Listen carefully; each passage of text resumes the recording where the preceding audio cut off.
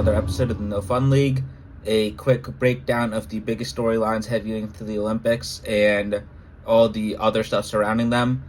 The first thing that we have to talk about is the Seine River. The stupidest and, funniest headline about the Olympics so far is they spent $1.5 billion, building a new pump, building a new system to clean the Seine River so that some marathon events and some triathlon events could happen there, and that that could be a part of the venue and everything with the Olympics because it's such a famous location and river, which in theory makes sense. But they're saying that because of the rainfall that was unexpected and stuff like that, river still isn't clean. There's still a lot of E. coli in there. There's still a lot of, as USA Today put it in an article that came out today, fecal bacteria. Maybe the poop protest worked. Who knows? But swimming hasn't been allowed in that river since 1923 for the most part for a reason. And them thinking that they could do this and, it would work with no glitches. It was a simple fix. And, the president of France and the mayor of Paris going so far as to say that they'd swim in the river. A little stupid. Honestly, very American way of thinking from the French, but still exceedingly stupid, especially because, as the Athletic said in an article that came out on June 28th, American athletes and coaches have not been given a plan B. The Olympic organizers are still adamant that they're going to swim in the Seine River in less than 3 weeks, where that water is still insanely contaminated. And to top it all off, the opening ceremony will be taking place in the Seine River, so I'm sure the river is not going to get cleaner with, 90 boats parading through it for a 6-mile stretch. So all of that is, it's scary, honestly, that they haven't figured this out yet. But some of the other not-so-good storylines around the Olympics and around France in particular right now are the security concerns heading into this. France is currently at its highest state of, military readiness. And officials are saying that this is the biggest mobilization of soldiers on French soil since World War II, which is kind of insane to think about. That was 80 years ago. And 2 individuals were arrested in May for plotting an attack on the Olympic Games. There's supposed to be 13.5 million people that show up to the events, fans, everybody. So they have to make it safe. And even for the opening ceremony, as I said, it's going to be on the Seine. They're going to have police boats alongside all of the athletes, as well as snipers positioned along the route to make sure that nothing happens. And it recently came out that a lot of the U.S. military bases in Europe are at high alert because of attack warnings, as well as, a lot of events happening in Europe currently. The Euros are happening in Germany. There's millions of people there. The Tour de France is happening in France. And now the Olympics are going to happen as soon as that ends, basically. So there's a lot of stuff to manage. And given the terror attack that happened in Moscow earlier this year, everybody's a little heightened about it, especially because, terror groups and everything like that have always wanted to target sports.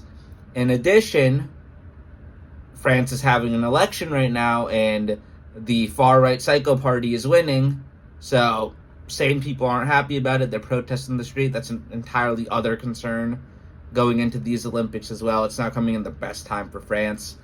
But let's move on to the actual cool stuff that, people want to hear about. Some of the venues at these Olympic Games are so sick. They built a beach volleyball stadium at the base of the Eiffel Tower, which, the stadium kind of opens up to the Eiffel Tower as the view, which is so sick.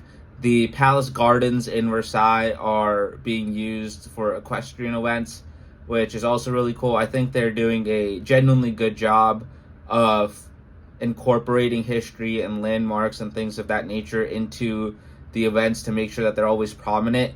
And one of the biggest selling points for France, and one of the biggest reasons why they want to do it, is they want to highlight French culture and things of that nature. So they're doing that a lot, which is pretty cool. And, there's new sports as well. The major new sport is breakdancing, which they're calling breaking for some reason, which is really dumb, but IOC, do what you got to do. It's a sport for the first time. And what I thought was really cool, which I learned today doing research for this, is that the athletes are not going to know what music that they're going to like dance to until they get up there. So they're going to have to improvise on the spot and figure it out, and then they'll be judged based on that, and it'll go on. It should be pretty cool. It should be a cool competition. Also, skateboarding, rock climb, or competitive bouldering, or I don't know what they're officially calling it. It's rock climbing, but just in a competitive manner. And 3-on-3 basketball is happening again. The U.S. women won last time. The U.S. men did not win. So Jimmer Fredette is highlighting the men's roster. So hopefully they can win. And Cameron Brink was supposed to be on the women's roster for 3x3, but she tore her ACL, I believe. So she is not on the roster anymore, which kind of sucks. And surfing is happening, but it's not happening in France because, you know, they don't really have a lot of water. They don't have a lot of waves. It would piss off a lot of the people that, you know, have their yachts in the south of France and everything like that if, you know, waves are happening. So instead, the surfing events are going to be held in Tahiti in the middle of the Pacific Ocean because it's French Polynesia, so it's technically still France. So those events will be happening there. Lastly, one thing that I wanted to touch on really quickly because I thought it was cool, the Olympic Village is obviously a massive thing. Athletes from all of the countries that are participating are going to stay there. 14,250 athletes are expected to, you know, stay there. And that's not counting the Paralympic athletes either. And what I thought was really cool and interesting is that after the Olympics, they expect to create 12,500 homes, a hotel, a couple of hectares of parks, which I don't know what hectares are. The metric system sucks. Shout out America. And, you know, there's going to be shops and offices as well, which is cool. And obviously, people care about climate change in this day and age, as they should. It's getting hotter and hotter, which kind of sucks. But so the Olympic Village was supposed to be carbon neutral, and that was a goal for the Olympic Committee and organizers going into it.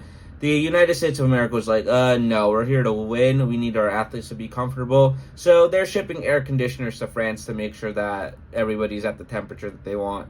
So that should be really cool. Another reason why America just dominates the Olympics. They do whatever the fuck they want, which is awesome.